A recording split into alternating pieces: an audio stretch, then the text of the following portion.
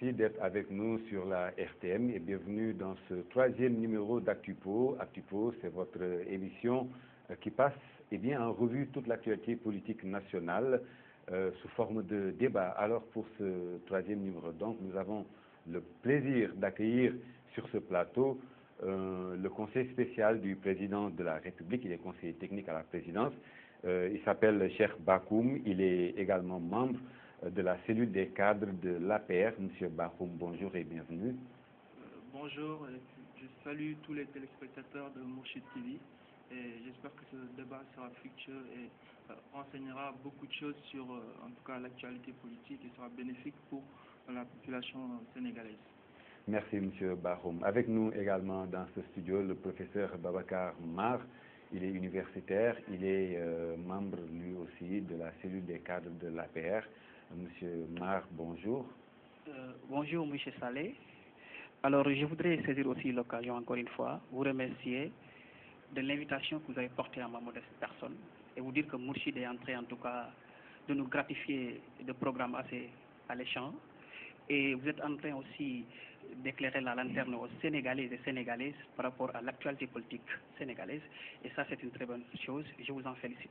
Mais je voudrais, avant de vous remettre la parole, de porter mes condoléances, n'est-ce pas, au président du conseil régional de Thiès, le président Idrissa Kamara, qui vient de nous quitter, qui a été un fidèle compagnon, n'est-ce pas, du président Idrissa Seck. Il a aussi été un homme convaincu dans les rangs du parti Rewmi. Je vous remercie. Paix à son âme et que la terre lui salue. Merci beaucoup. Merci. Merci, professeur. Alors, nous allons tout d'abord parler du renouvellement du bureau de l'Assemblée nationale après la sortie de Rewmi de la coalition Benno. Le député Cheikh Diop Dione de l'APR convoitait le fauteuil du président Moustapha Niasse sans avoir saisi son parti. Qu'est-ce que cela vous inspire, M. Barou?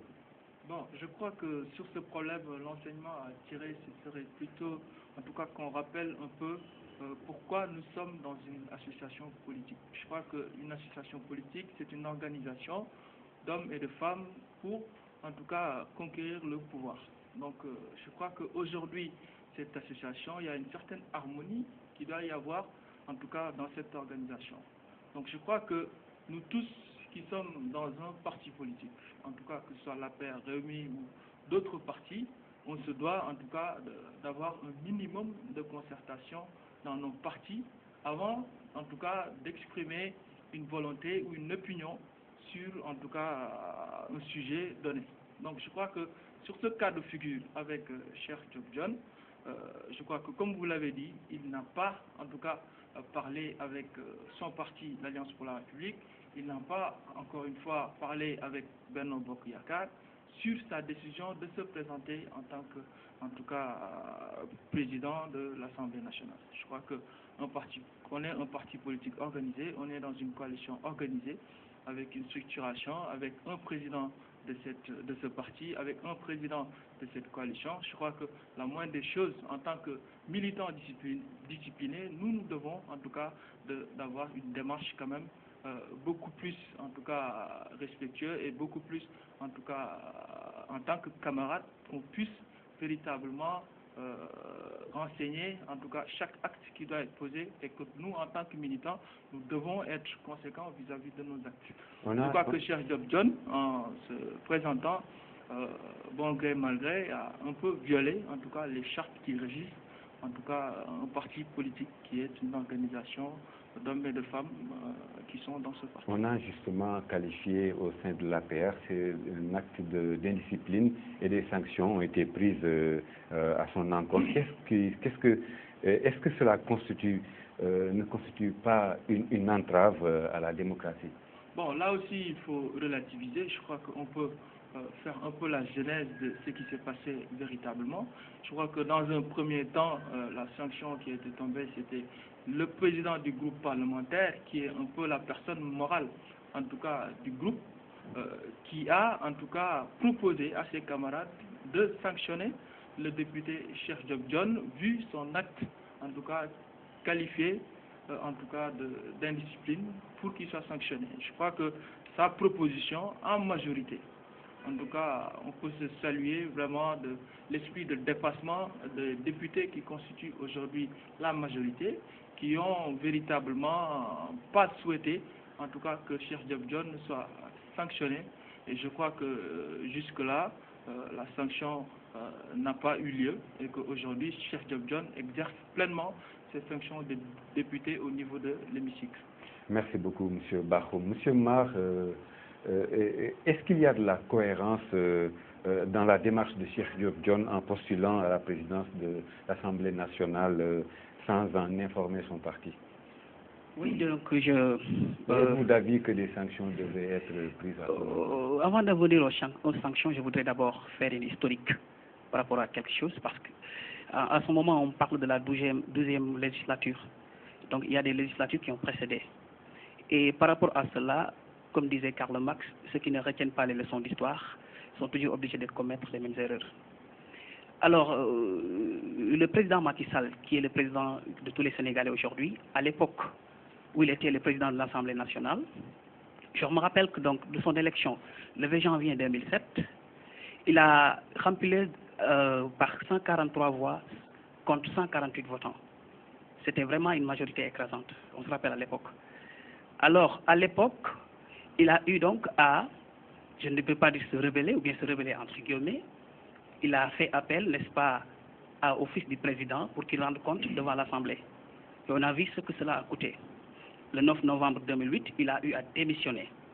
Et en ce moment, il a voulu s'émanciper démocratiquement. Et tout le peuple était avec lui parce qu'on a considéré à l'époque que c'était une injustice criarde.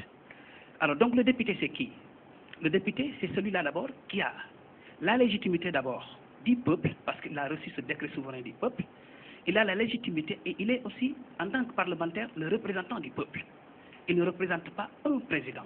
On n'a jamais fait aucunement mention dans la définition du parlementaire qu'il va représenter le président. Au contraire, ça, il doit être un contre-pouvoir. Il doit être là pour, n'est-ce pas, représenter le peuple. À mon avis, je vois donc que Cheikh Diop John a la latitude et la parfaite latitude d'exprimer, n'est-ce pas, sa liberté de parole, n'est-ce pas, dans cette auguste assemblée. Et ça, c'est très normal. Et je vous fais un rappel. Vous savez, parfois, ça me crée beaucoup de problèmes. Quand je discute avec des amis, la première des choses à régler dans ce pays, c'est d'abord qui nous représentait à l'Assemblée. C'est très important.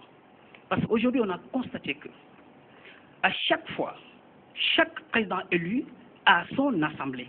Et ça nous mène vers la catastrophe à tout moment. Parce que je vous fais un petit rappel. Avant d'aller vers l'élection, n'est-ce pas, de Moustapha Niasse pour son deuxième mandat, on a eu à convoquer des parlementaires à la présidence pour peaufiner ensemble sur la posture à prendre une fois à l'Assemblée. Ça, pour moi, à mon avis, ça ne doit pas se faire dans une république qui se respecte. Nous sommes en démocratie. Cheikh Diop John, qui est un député, a le plein droit de se présenter. Il a le plein droit d'exprimer, n'est-ce pas, sa liberté de parole, son comportement démocratique, et ça, je ne vois absolument aucun inconvénient. Et je voudrais, en cela, faire un petit rappel aux députés, leur dire tout simplement que donc, ils n'ont pas été nommés, ils ont été élus par le peuple. Et là, c'est un décret souverain. Donc, ils doivent, à travers cette, n'est-ce pas, cette élection du peuple, pouvoir représenter le peuple dignement. Et ça, c'est très important. Ils ne sont pas là pour des prébendes. Et pour ceux qui nous regardent, les députés, c'est des fonctionnaires qui sont très bien payés. Ils sont très bien payés. Ils ont un carburant extraordinaire. Ils ont une immunité parlementaire. Ne serait-ce que pour cela, ils doivent pouvoir rester debout pour le peuple. Et donc, ce que Cheikh Diop John a fait, moi, à mon avis, je trouve que c'est une chose à accepter dans une démocratie respectable. Merci, professeur. Il faudrait rappeler que la veille du renouvellement du bureau de l'hémicycle, le président de la République avait convoqué en catastrophe les députés de la majorité pour, dit-on, harmoniser les positions déjà minées par une fronde en gestation pour le contrôle justement de la présidence de l'Assemblée nationale. Bon, faudrait-il le rappeler, je crois que, en tout cas, jusqu'ici, ce que mon vis-à-vis a dit, bon, je semble en tout cas être d'accord sur la majeure partie de ce qu'il a dit, surtout en ce qui concerne en tout cas, le député. Qui doit être le député à l'Assemblée nationale? Je crois qu'il est important quand même,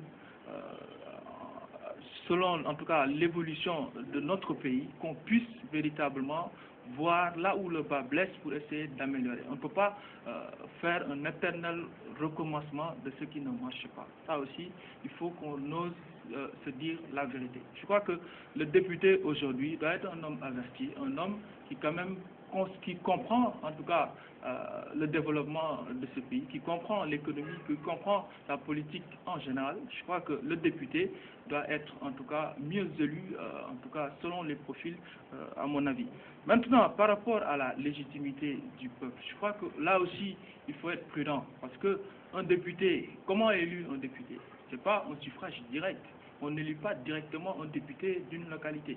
On élit le député sur la base d'une liste qui est proposée par un parti politique ou bien une coalition de partis politiques. Et dans ce cas de figure, je crois que le député Cheikh Diop Dione était bien sur une liste donc de Benno Bokk Yakaar. Je crois qu'à un moment donné aussi, il ne faudrait pas aussi qu'on fasse comme si de rien n'était et que les députés sortaient de nulle part et qu'aujourd'hui ils bénéficiaient en tout cas exclusivement de la légitimité populaire. Je crois qu'ils sont issus d'une organisation, ils ont été proposés par une coalition, ils ont surtout été proposés par un parti politique. Et je crois que le but d'un parti politique, c'est aussi, en tout cas l'organisation d'un parti politique, c'est aussi en tout cas des hommes et des femmes qui sont organisés. Et là, dans ce cas de figure, je crois que Cheikh Diop Dione a fauté parce qu'il n'a pas, en tout cas, parlé. En tout cas, on est en démocratie. Même si on a une idée qui n'est pas approuvée par tout le monde, on a le droit de l'exprimer. Mais quand la majorité se dégage, il faut accepter de se plier à cela. Parce que c'est ça la démocratie. La démocratie, ça ne veut pas dire que tout le monde est d'accord. La démocratie veut juste dire quand la majorité est d'accord, il faut se plier.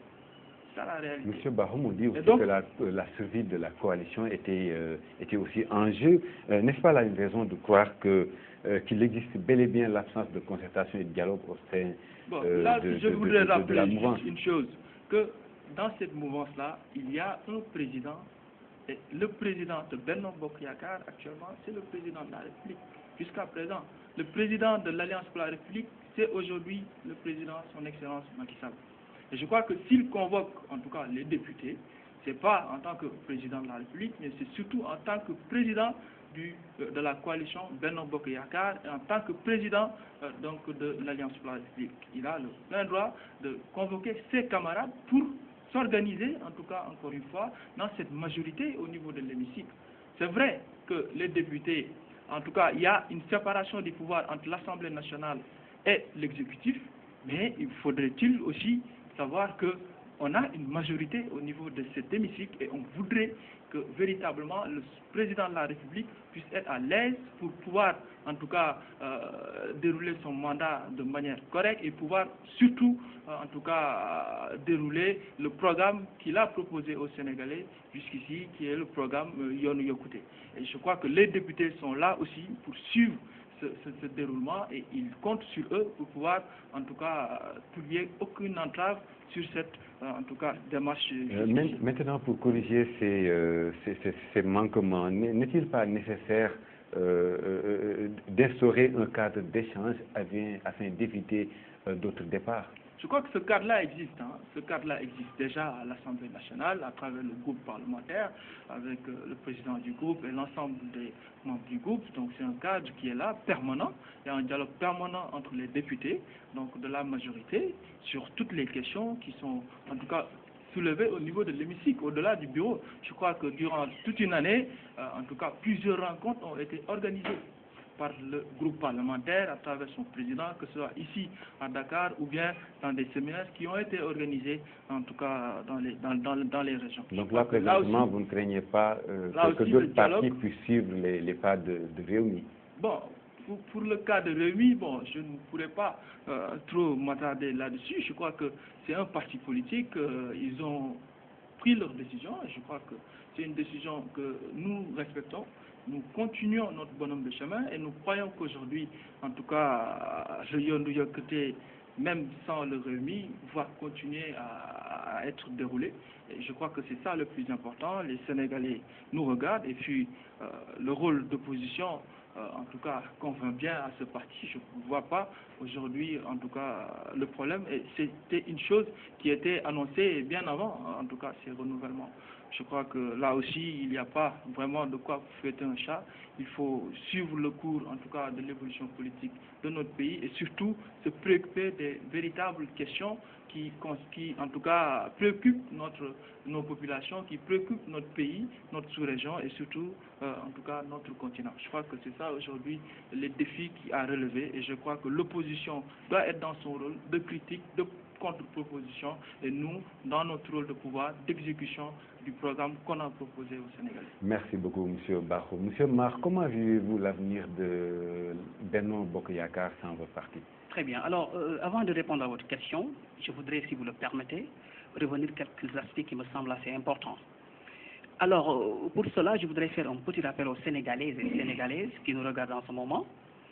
Alors, dans le Yoonu Yokkute dont il a parlé tout à l'heure, dans la profession de foi, le président a dit ceci. Il a dit que donc il a fait le tour du Sénégal juste pour écouter, observer et apprendre. Il a dit que dans son programme, il va mettre sur pied beaucoup de points. Et je vais vous donner un point qui me semble assez important. Il a dit que donc il va bâtir un modèle de démocratie irréprochable. Dans ce modèle de démocratie irréprochable, à mon avis, il me semble important de retourner avec ce point-là vers l'Assemblée. Vous savez ce qui s'est passé avec Cheikh Diop Dione? Pour moi, à mon avis, c'est un modèle de démocratie qui est irréprochable.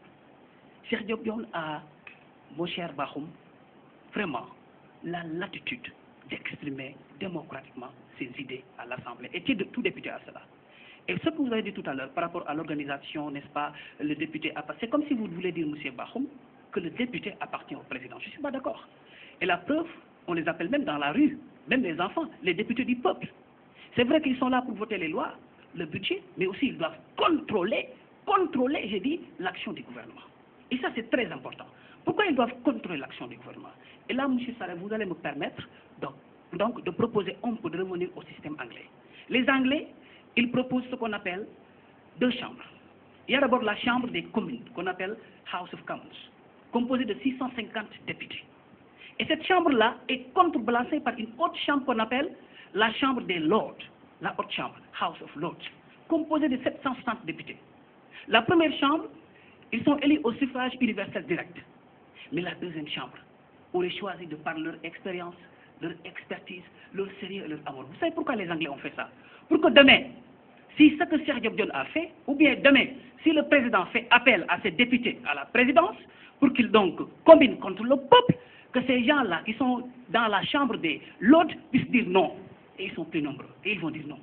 Et je vais vous faire un autre rappel. Vous connaissez, M. Bakhoum, l'histoire de David Cameron, lorsqu'il voulait faire passer une loi sur la Russie. Ça n'a pas passé. Et pourtant, c'est lui qui définissait l'action du gouvernement. Donc les députés doivent être debout. Les députés, je vais dire ça, les députés doivent être debout pour le peuple. Et vous allez aux États-Unis, que ce soit les démocrates ou les républicains. Les démocrates, ils peuvent voter parfois des lois contre Obama. Si, parce que ces lois-là, si ça arrange seulement Obama et son équipe, les démocrates vont voter contre. Ils vont voter pour le peuple. Récemment, les républicains ont eu à voter une loi pour sauver des emplois. Et pourtant, les républicains et les démocrates, tout le monde sait que donc ils se regardent en chien de face. Et c'est ça la démocratie. M. Bakhoum, comme vous l'avez bien défini dans votre profession de foi, que vous allez bâtir un modèle de démocratie irréprochable, je vous en prie. Il y a des choses à ne pas négliger dans une démocratie. Le président, à mon avis, devrait applaudir. Pour revenir à la question de M. Saleh, si le Benno Bokk Yakaar a un avenir, de toutes les façons, à l'époque où on était dans ce Benno Bokk Yakaar-là, on a toujours fait appel à un dialogue sincère et sérieux. Aujourd'hui, le président fait appel à un dialogue par rapport à l'acte 3 de la décentralisation, on va en revenir sur ça, mais pour moi, et je crois que pour le reste des Sénégalais, ce n'est qu'une théâtralisation. Vous savez pourquoi? C'est une comédie politique. Vous savez pourquoi? Vous savez le management qui a été inventé par les Américains. Le management, le dialogue est un sous-chapitre du management. Quelqu'un qui ne peut pas manager de l'intérieur ces éléments, à mon avis, je crois qu'il aura des problèmes à manager de l'extérieur. On avait demandé ce dialogue-là à l'intérieur. on n'a jamais obtenu ce dialogue. Et jusqu'au moment où je vous parle, M. Barrow, je ne sais pas si vous parlez de dialogue, de rencontre entre vous dans votre bureau politique, mais les membres de Benno Bokk Yakaar, les partis qui composent cette coalition, jusqu'au moment où je vous parle, ne se sont jamais rencontrés pour affiner, n'est-ce pas, leur politique. Ça, c'est très vrai. Donc, à mon avis, M. Saleh, je crois que donc, je ne peux pas être de l'extérieur et leur définir leur compagnonnage.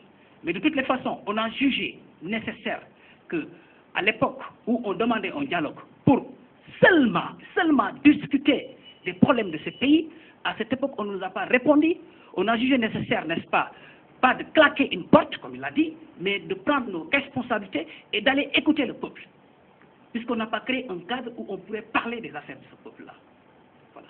Merci beaucoup, professeur. Je crois qu'il a évoqué quand même pas mal de questions, hein, donc qui méritent quand même quelques éclaircissements par rapport aux téléspectateurs qui nous suivent. Je crois qu'aujourd'hui, s'il y a vraiment un jalon qui a été posé par le président de la République, c'est vraiment le renforcement de notre démocratie.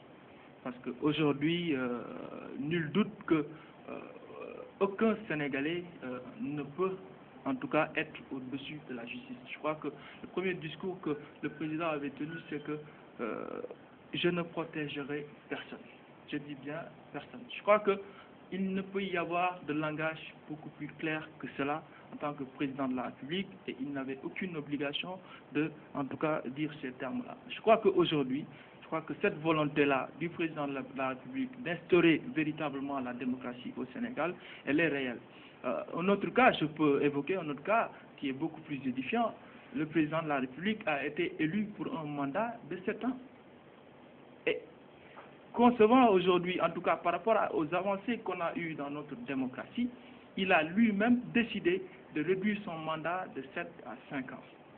Pour renforcer notre démocratie et pour qu'aujourd'hui, encore une fois, que personne ne puisse se représenter, en tout cas 2 fois, en tout cas au Sénégal. Que 2 mandats suffisent et ensuite d'autres vont prendre, en tout cas, pour diriger les destinées de ce pays. Je crois que beaucoup d'actes ont été posés par le président de son Excellence Macky Sall sur, en tout cas, la première année donc de magistrature. Et aujourd'hui, vraiment, s'il y a des reproches qui doivent être faits donc au président de la République, je crois que là, vraiment, c'est pas trop objectif de votre part. Maintenant, par rapport au modèle anglais, il faut aussi quand même que nous, en tant que politiques sénégalais, qu'on ne soit pas trop décomplexés par rapport à ce qui se fait ailleurs. Je crois qu'il faut, en tout cas, voir réellement l'évolution de ce pays et clairement proposer ce qui peut être ou ce qui ne peut pas être, ce qui, en tout cas, ne peut pas être dans ce pays-là. Je crois que si vous nous parlez un peu des chambres représentatives au niveau des États-Unis ou bien au niveau du Royaume-Uni, je crois que là, vous faites un peu fausse route parce que c'est 2 modèles vraiment différents. Parce que le système qu'on a aujourd'hui, c'est un modèle basé un peu sur, en tout cas, entre guillemets, sur la 5e République française. Je crois qu'il n'y a pas du tout, en tout cas, une symétrie ou bien une dichotomie qui peut être faite entre nous et le Royaume-Uni ou bien nous et, en tout cas, les États-Unis. C'est 2 modèles, en tout cas, différents. J'aime bien le modèle américain avec les républicains et les démocrates, mais vous avez vu que quand vous évoquez ce problème, quand vous dites que les républicains ont voté pour une loi pour sauver des emplois, je vous rappelle que pendant au moins 10 jours ou 15 jours, le système était bloqué parce que les républicains ne voulaient pas voter cette loi. Et le président de la République, Barack Obama, est resté sur ses positions. Son camp est resté sur ses positions jusqu'à ce que les républicains reviennent à la raison. C'est ça qui s'est passé. Donc, vraiment, le président de la République a besoin du soutien de sa majorité. Et dans ce cas de figure, ça a été bien démontré. Et c'est les républicains qui sont revenus à de meilleurs sentiments. Je crois que aussi, là, au Sénégal, si on voit la majorité qui constitue aujourd'hui Benno Bokk Yakaar, je crois que le rôle, c'est vrai, il faut qu'il contrôle l'action de l'exécutif. Il faut qu'on vote la loi de finances initiale, voter la loi de finances rectificative, faire des propositions de loi, etc., etc., etc. Je crois que les députés doivent être toujours dans son... Mais jusqu'à présent, depuis, en tout cas, la législature qui a débuté en 2012, je crois qu'il n'y a aucune loi qui a été votée pour le président, en tout cas, ou bien qui a été voté contre la population sénégalaise. Jusqu'ici, vraiment, il n'y a aucun incident qui peut être relevé, en tout cas au niveau de la majorité. C'est ça la réalité.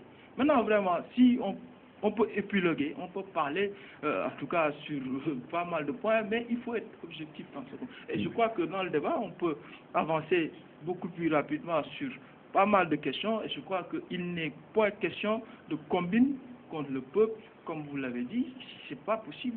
Et le style de management, si vous parlez de style de management et que celui qui ne sait pas manager en interne ne saura pas manager, en tout cas, ce peuple, je crois que là aussi, je crois que Macky Sall, le président d'excellence Macky Sall, n'a plus à démontrer, en tout cas, ses capacités managériales.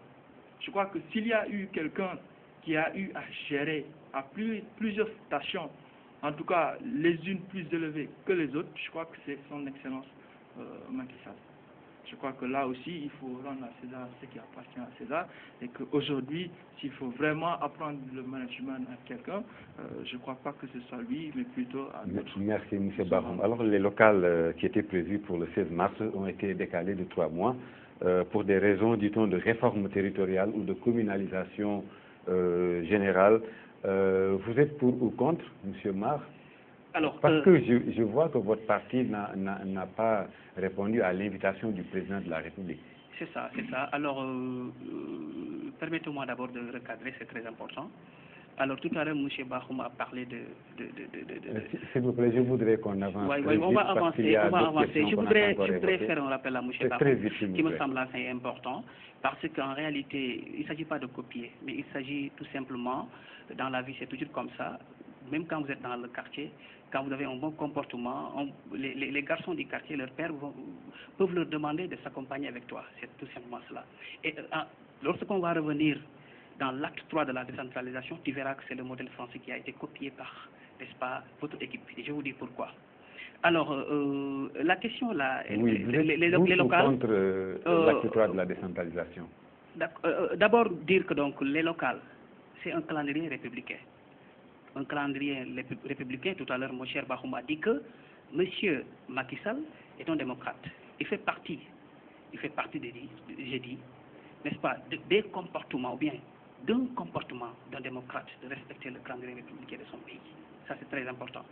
Et pour rappel, donc, à un passé récent, lorsqu'il était à Taïba Ndiaye, le 7 juin 2013, il a eu à dire que donc, il va respecter, et à date échue, les élections locales, quoi qu'il advienne. Et aujourd'hui, on a constaté que donc, il est en train de se bifurquer par rapport à cela. Revenons maintenant à l'acte 3 de la décentralisation. Vous savez, les Sénégalaises et les Sénégalaises qui nous regardent actuellement doivent comprendre d'abord. Quand on revient à la décentralisation, on peut dire que c'est un transfert, par définition, c'est un transfert de compétences de l'administration générale vers l'administration locale. N'est-ce pas? Pour donc une démarche inclusive et participative des administrés en vue d'une gouvernance locale. Et ce qui ressort de cette définition, c'est 3 éléments qui me semblent assez importants. Le premier élément, c'est la gouvernance locale. On va en revenir. Le deuxième élément qui me semble important, c'est les administrés, c'est-à-dire les citoyens à la base. Et le troisième élément qui me semble important, donc c'est la démarche. C'est la démarche en tant que telle. Alors, pour le premier élément, la gouvernance locale, mon cher ami, vous parlez d'acte 3, alors que l'acte 2 de la décentralisation est là avec ses failles. Quand M. le Président de la République dit que dans l'acte 3 de la décentralisation, il va faire ce qu'on appelle la communalisation universelle sur tout le territoire, intégrale sur tout le territoire. Vous qui habitez Fatick, qui connaissez très bien ces communautés rurales que je vais vous donner, je cite tout de suite, Thiaré Ndialgui, Mbela Kadiaw, qui sont dans le fin fond des Sines, qui sont aujourd'hui des communautés rurales. Et vous savez très pertinemment que dans ces communautés rurales-là, il n'existe que la brousse, les ânes et les cases très distancées. Il n'y a aucune mesure d'accompagnement. Si aujourd'hui on arrive à un stade où ces communautés rurales que je viens de vous quitter deviennent des communes, ce sera une catastrophe. À mon avis, il fallait d'abord créer les mesures d'accompagnement. Un autre aspect qui me semble assez important, M. Saleh, dans l'acte 3, c'est quoi? C'est que l'acte 2 a laissé ses failles. Ici, je l'ai dit tout à l'heure. Les failles sont lesquelles? Vous savez, depuis 1872, je vais prendre 2 exemples, la commune de Saint-Louis et la commune de Dakar, en 1872, on a érigé Saint-Louis comme commune, et en 1887, on a érigé Dakar comme commune. Et avec les réformes de 1976, on a installé, ou bien on a instauré les régions et les communautés rurales. Alors, de 1976 jusqu'à nos jours, il y a combien d'années? 40 quelques années. Allez visiter ces villes-là, qu'est-ce qui se passe là-bas? Il n'y a absolument rien du tout. Donc, à mon avis, s'il y a, M. Bahoum, un problème, n'est-ce pas, de gouvernance suprême, il y aura certainement un problème de gouvernance locale. Et j'ai écouté ce matin un universitaire qui disait que il ne s'agit pas de dire partons vers un acte. Il s'agit d'abord de voir à la base qui va porter cet acte-là. Ce sont certainement les citoyens qui sont là-bas à la base. Mais même la fonction publique locale a des problèmes. Ces villes-là n'ont jamais obtenu de ressources propres. La fiscalité locale n'a jamais été rénovée. C'est des villes qui connaissent, n'est-ce pas, des problèmes extraordinaires. Aujourd'hui, le citoyen lambda qui est ici à Dakar, qui a fait l'exode là, un autre exemple que je te donne. Ce citoyen lambda-là vient des villes, vient des villages. Il connaît des problèmes à Dakar. Vous le renvoyez au village. Il n'y a aucune mesure d'accompagnement. Notez très bien que c'est le même citoyen qui est en train de déambuler.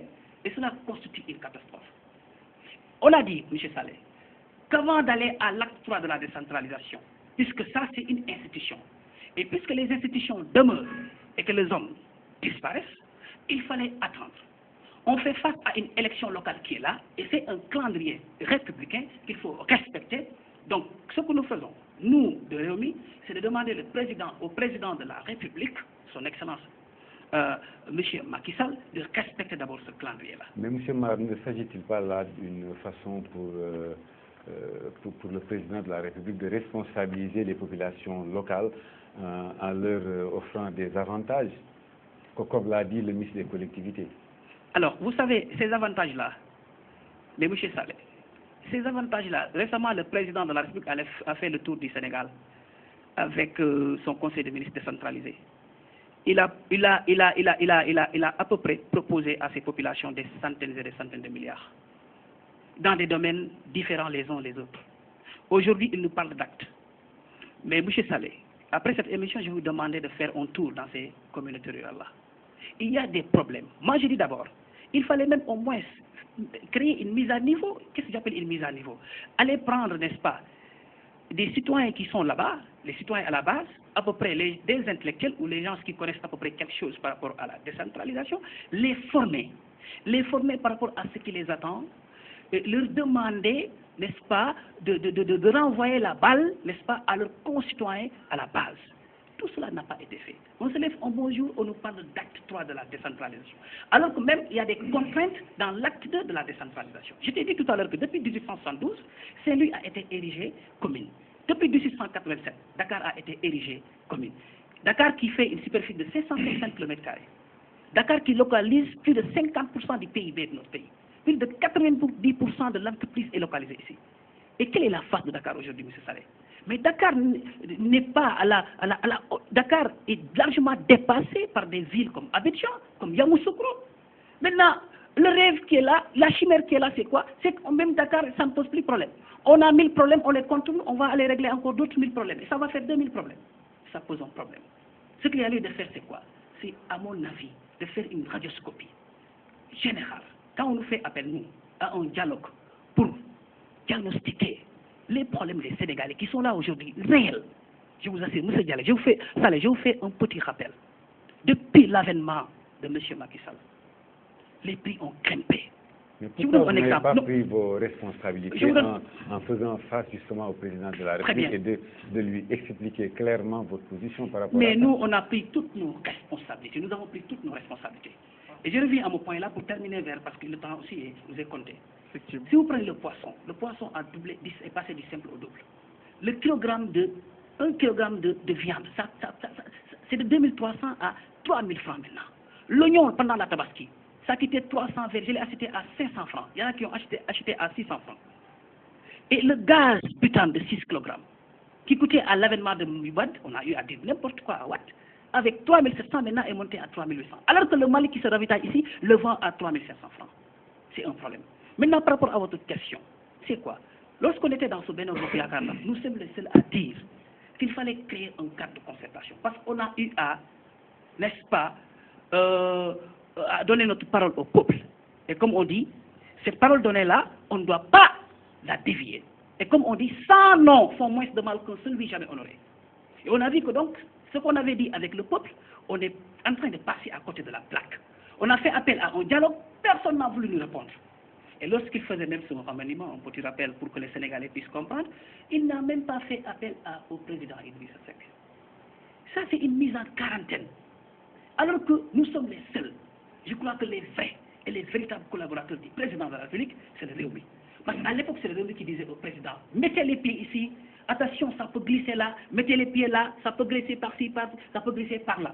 À l'époque, au moment où maintenant il parle de dialogue, qui à mon avis est une théâtralisation, à l'époque, s'il avait instauré ce dialogue-là, mais on ne serait pas sorti de ce parti-là, de cette coalition. On serait dedans et on allait accompagner le président. Mais on a vu que donc, la prise en compte générale des intérêts de la population a été négligée. Donc, on a fait appel à un dialogue, personne n'a voulu répondre.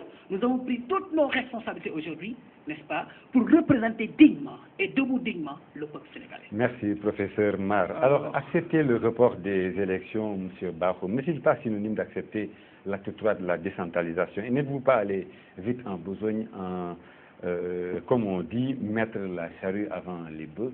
Bon, là aussi, je crois qu'il serait judicieux de rappeler ce qui s'est effectivement passé.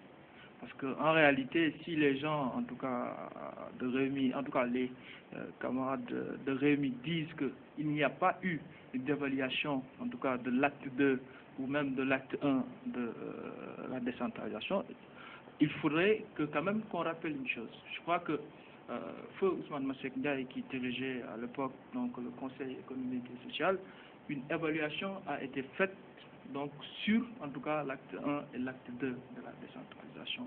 Et aussi, pour renforcer en tout cas cette évaluation, le président de la République a mis en place une commission qui a été dirigée par un Sénégalais, un expert de renom, Ismaïla Madior Fall, un juriste, avec une équipe diverse d'universitaires, d'experts dans la territorialisation, des experts en tout cas dans tous les domaines, pour pouvoir aujourd'hui faire le diagnostic de tout ce qui a été fait jusque-là et faire des propositions pour en tout cas nous lancer sur l'acte 3 de la décentralisation en évaluant ce qui a été fait et en proposant des choses qui peuvent vraiment rendre nos localités beaucoup plus attrayantes, nos localités beaucoup plus viables.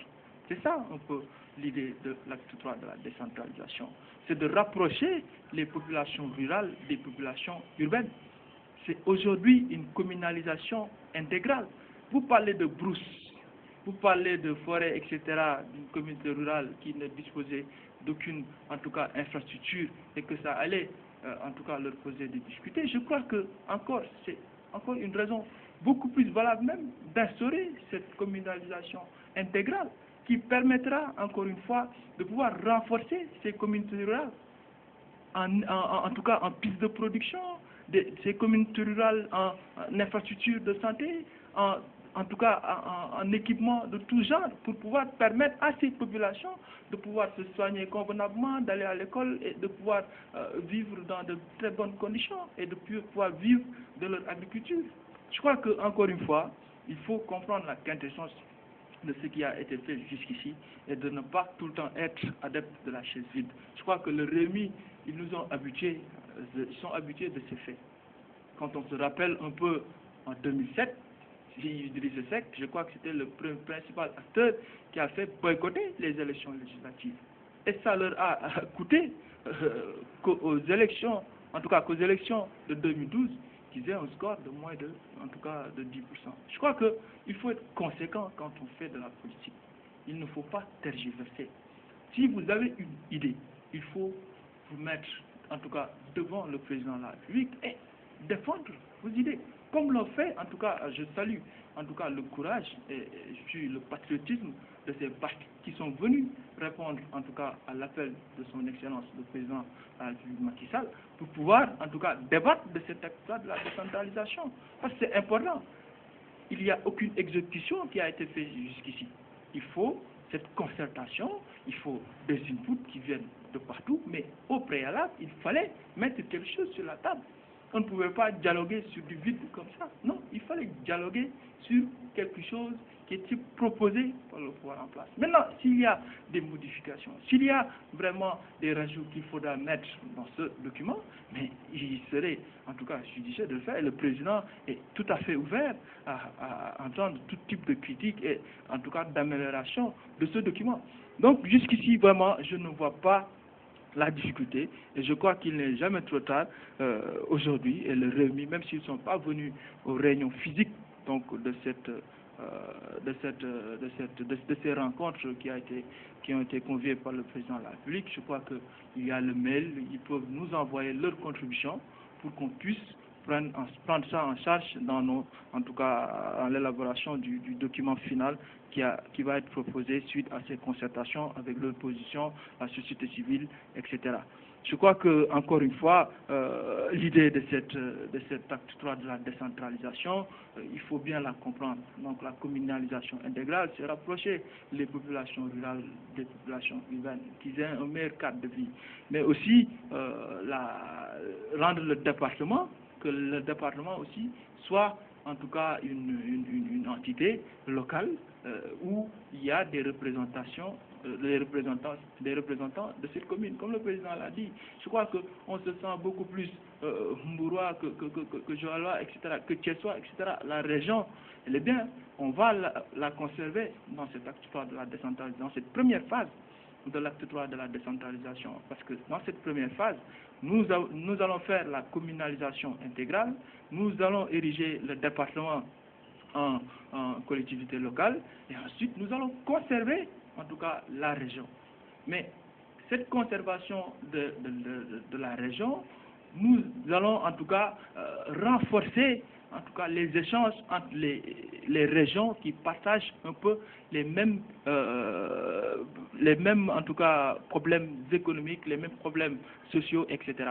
Donc il faut qu'on tende vraiment vers des régions à forte vocation économique. Et dans notre programme, comme on l'a si bien annoncé, c'est des pôles économiques qui vont émerger suite à ces échanges, en tout cas à ces différentes régions, et qu'aujourd'hui, qu'on aille vers une seconde phase où on aura des régions, des très grandes régions, avec les régions du centre, du nord, en tout cas du littoral, un peu de l'est et du sud, constituent vraiment de très grandes régions à forte vocation industrielle, à forte vocation agricole, etc., pour qu'on puisse véritablement rendre ce pays beaucoup plus attractif et que les populations soient de plus en plus sédentaires et que des activités puissent se créer dans ces localités. Je crois que c'est un peu l'idée de cet acte 3 et aujourd'hui on est capable de vraiment tendre vers cet idéal et cette proposition de pouvoir en tout cas décaler juste de 3, 4, 5 mois les élections locales, c'est juste pour permettre un peu d'aménager au niveau du ministère de l'Intérieur, de pouvoir en tout cas s'aménager. Par rapport justement au report de ces élections, il y a le directeur des élections qui disait dans l'une de ses déclarations, en tout cas l'une de ses sorties, qu'il avait appris la nouvelle par voie de presse. Est-ce que les présidentielles programmées en 2017 ne risquent-elles pas de connaître le même sort? Je crois qu'il n'y a aucune chance qu'il y ait que le report de ces élections locales ait un incident sur l'élection présidentielle de 2017. Et pour rappel, en tout cas depuis que nous avons notre République, les élections locales ont tout le temps été reportées et il n'y a jamais eu de problème. Et je crois que le report de 3 mois, il est minimaliste, en tout cas comparé à tout ce qui a été fait jusqu'ici. Le report, c'est souvent 1 an, 2 ans, etc. Cette fois-ci, c'est juste un réaménagement pour pouvoir permettre quand même de pouvoir lancer l'acte 3 de la décentralisation. Je crois qu'il n'y a pas meilleur motif pour pouvoir aujourd'hui décaler de quelques mois. En tout cas, on ne sortira pas de l'année 2014. Je crois qu'il y a des dispositions qui ont été prévues pour cela. C'est pour ça l'acte 3 de la décentralisation. Il n'y a pas l'intégralité de l'acte 3, mais c'est juste une première phase qui va être lancée pour pouvoir permettre de pouvoir respecter un peu le calendrier républicain. Et puis la seconde phase se fera par la suite va vraiment permettre à ce qu'on ait ces pôles régionaux qui nous permettront vraiment d'atteindre cette émergence tant souhaitée par nos populations. Je vous remercie, M. Bakhoum. M. Mar, le PDS et ses alliés ont marché dernièrement. Alors, la deuxième grande mobilisation depuis leur perte du pouvoir, votre parti n'était pas de la partie. Qu'est-ce qui explique justement cette absence, l'absence d'Idrissa Seck à cette marche? Alors, l'absence d'Idrissa à cette marche, permettez-moi, M. Saleh, c'est important. Je ne suis pas en train d'empiéter sur vos minutes, mais je voudrais encore une fois reprendre quelques aspects. M. Bakhoum, qui nous a demandé des contributions à envoyer via des emails, vous pouvez avoir ma contribution tout de suite. Je représente le Rewmi en tant que tel. Vous savez, ma contribution est la suivante. Il faut dire au président de la République de respecter le calendrier républicain. C'est ça notre contribution. Si on a une contribution à donner à M. le Président, son Excellence, M. Macky Sall, c'est de lui demander, comme il l'avait dit à l'époque, de respecter le calendrier républicain. Je l'ai entendu dire qu'il ne s'agit pas de report, qu'il s'agit d'un décalage. Je ne voudrais pas en faire un cours de syntaxe grammaticale entre le report et le décalage, mais c'est la même chose. Il ne faut pas encore utiliser, c'est pourquoi j'ai dit tout à l'heure, M. Bakhoum, il y en a qui ont choisi de faire la politique de la cité, il y en a qui ont choisi de faire la politique politicienne. Qu'est-ce que la politique politicienne? Votre comportement aujourd'hui, cette stratégie de différer là, de la diversion là que vous faites, parce que vous savez que le peuple va, n'est-ce pas, au rendez-vous des locales, vous administrer un coup magistral. Ça, vous le savez. Vous savez actuellement que votre président a atteint une cote d'impopularité extraordinaire. À mon avis, ce n'est pas le lieu, n'est-ce pas, par rapport à cela, de vouloir reporter les élections. Et Monsieur Mar, s'il vous plaît, sur les raisons de l'absence d'Idrissa Seck à la marche du PDS. Parce qu'on dit qu'Idim refuse de marcher pour la libération de Karim Wade. Alors, le PDS, c'est des frères libéraux. Ça, c'est très important. C'est des libéraux, quoi qu'il advienne. C'est des frères, ils vont rester des frères libéraux. Maintenant, pourquoi nous n'avons pas marché? C'est parce que l'agenda même, dans notre agenda, parce qu'il ne faut jamais avoir un agenda unilatéral et vouloir l'imposer, n'est-ce pas, à d'autres personnes, à des alliés ou bien à des présumés alliés, à des alliés potentiels, etc. Ce qu'il faut faire dans la vie, c'est de se concerter quand on a un projet de fond en comble avec, n'est-ce pas, les gens avec qui tu veux cheminer. C'est très important. Nous, on a entendu parler de marche dans la rue, on a bien compris. Le PDS a attendu jusque 2 à 3 jours après, il a fait appel à notre mentor. La réponse qu'il a servi, moi j'étais à fond dans le dossier. Vous et moi, nous l'avons entendu dans la presse, via la presse. Moi, j'ai entendu la réponse dans la presse et j'ai dit, ah bon, puisque c'est ça son comportement, c'est ce qu'il a dit, et je suis d'avis avec lui. Aujourd'hui, je ne vais pas dire que donc celui-là a raison, celui-là n'a pas raison, je ne suis pas dans ça, parce qu'actuellement, le peuple sénégalais est en train de traverser des problèmes. Je ne vais pas être là à polémiquer sur des questions, à mon avis, qui me semblent moins importantes. Alors, ce qui est plus important, M. Saleh, c'est quoi? C'est que le problème est là. Les Sénégalais ne vivent pas. Le mal-être est là. La situation est devenue catastrophique, il faut le dire. Alors, au lieu maintenant d'amuser la galerie, il faut que M. le Président de la République, n'est-ce pas, fasse appel à un cadre de concertation, un grand document national, pour qu'on puisse trouver, n'est-ce pas, les voies de moyens, n'est-ce pas, pour sortir ce Sénégal-là dans l'ornière dans laquelle il se retrouve. C'est ça le véritable problème. Il ne s'agit pas de nous amuser, de créer une théâtralisation, une comédie de dialogue, venez, on va discuter sur l'acte 3. Et tout à l'heure, mon cher ami a parlé d'élections de pôles régionaux. Vous savez, professeur, s'il vous plaît, le temps qui nous est imparti est pratiquement épuisé. Est-ce que Rewmi n'est pas aujourd'hui fragilisé avec tous ces départs? Est-ce que vous pensez pouvoir empêcher au président Sall d'avoir un 3e mandat très vite? Alors, celui qui peut empêcher au président Sall d'avoir un 2e mandat, c'est le peuple sénégalais qui va juger. Un 2e mandat? Oui, un 2e mandat, c'est le peuple sénégalais. Et le peuple sénégalais est là pour celui-là qui est pour lui, tout simplement. Mais pour vous dire, par rapport à notre comportement dans le Rewmi, j'ai entendu tantôt, il y a de cela 2 jours, c'était même à l'Assemblée, Moustapha Cissé dire que donc qu'il va déstabiliser le Rewmi. Je vous dis, M. Saleh, vous ne connaissez pas le Rewmi. Il faut fréquenter nos réunions. Dans le Rewmi, il existe des cadres, des jeunes qui sont très convaincus. Pas convaincus pour une personne, nous sommes convaincus pour des idées.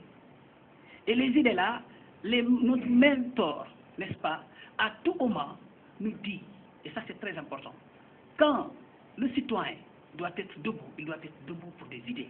Il doit être debout par rapport à ce qui développe son pays. Nous sommes debout et très debout Je vous remercie, derrière le président Idrissa M. Seck. Mar. Et nous savons une chose est claire, s'il reste 4 ou 10 personnes convaincues autour de lui, Inch'Allah, ce qui est important, c'est que le peuple soit convaincu à travers sa politique. Merci, et Inch'Allah, professeur nous avons Mar. confiance en cela. Merci infiniment d'avoir répondu à notre invitation. Merci beaucoup, je vous remercie. N'oubliez pas, vous êtes chez vous dans Actupo. Merci beaucoup. Donc vous revenez quand vous voulez. Merci beaucoup, merci, Merci M. Saleh. Merci. infiniment. Merci beaucoup, merci. Et je remercie aussi M. Bahoum. Merci également à M. Bahoum. Peut-être votre dernier mot. Bon, moi, dans mes mots, surtout saluer les téléspectateurs, saluer surtout, en tout cas, les habitants de ma localité, qui est Grand Yoff, donc avec lesquels je partage cette cité pour pouvoir, en tout cas, bâtir une nouvelle cité, une nouvelle commune, en tout cas, de Grand Yoff. Et aujourd'hui, je profite de l'occasion pour les saluer, pour pouvoir aujourd'hui, ensemble, bâtir cette nouvelle ville du Sénégal. Merci. Encore grand merci d'avoir répondu à notre invitation. Merci, M. Bahoum. Merci beaucoup. Voilà, amis téléspectateurs, on va devoir se quitter. Merci encore de nous avoir reçus chez vous. C'était tout pour ce 3e numéro d'Actupo. Merci à toute l'équipe qui nous a accompagnés. Merci aux monteurs, aux techniciens, aux caméramans, à la régie, à la réalisation également. Grand merci à nos invités. Portez-vous bien et très bonne suite des programmes sur la RTM. Au revoir.